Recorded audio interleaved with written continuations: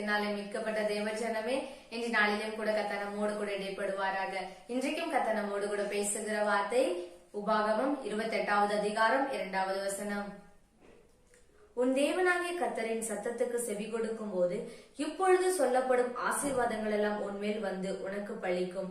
ஆமாங்க, நம்ம எல்லா நேரங்களிலும் ஆண்டவர்கிட்ட கேட்கிற ஒரே கேள்வி, ஏன் ஆண்டவரே என்னை இன்னும் ஆசீர்வதிக்கல? நான் நல்லா ஜெபிக்கிறேனே, நான் நல்லா வேதம் வாசிக்கிறேனே, நான் பரிசுத்தமா தானே இருக்கேன், ஏன் நான் இன்னும் ஆசீர்வதிக்கப்படல? பாவம் பண்றவங்க எல்லாருமே நல்லா தானே இருக்காங்க. உலக வாழ்க்கையில் இருக்கிற ஜனங்கள் ஆசீர்வாதமா தானே இருக்காங்க.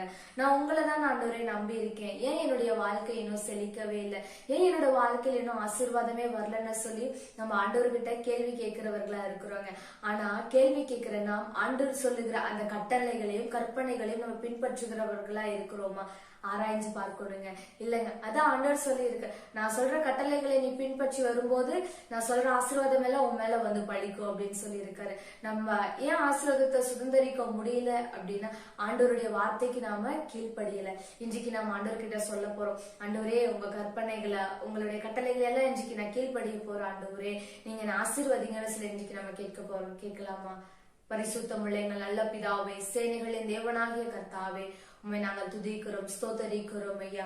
அப்பா, இன்றைக்கும் கூட கர்த்தாவே ஏசப்பா, நாங்கள் ஆசீர்வதிக்கப்பட ஆண்டவரே உம்முடைய வார்த்தைகளுக்கு கீழ்ப்படிய, உம்முடைய கட்டளைகளுக்கு உம்முடைய கற்பனைகளுக்கு கீழ்ப்படிய எங்களை ஒப்பு கொடுத்து நாங்கள் செபிக்கிறோம் ஆண்டவரே. இதுவரைக்கும் உம்முடைய வார்த்தைக்கு கீழ்ப்படியாமல் இருந்து நாங்கள் ஆசீர்வதிக்கப்படாமல் இருந்துட்டோம் ஆண்டவரே.